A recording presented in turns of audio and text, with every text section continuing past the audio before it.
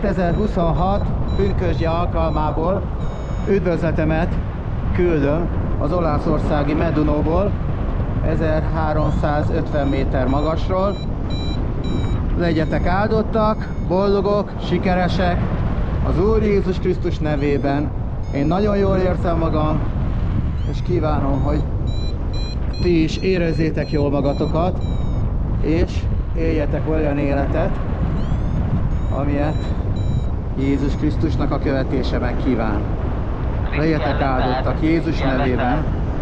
Ámen.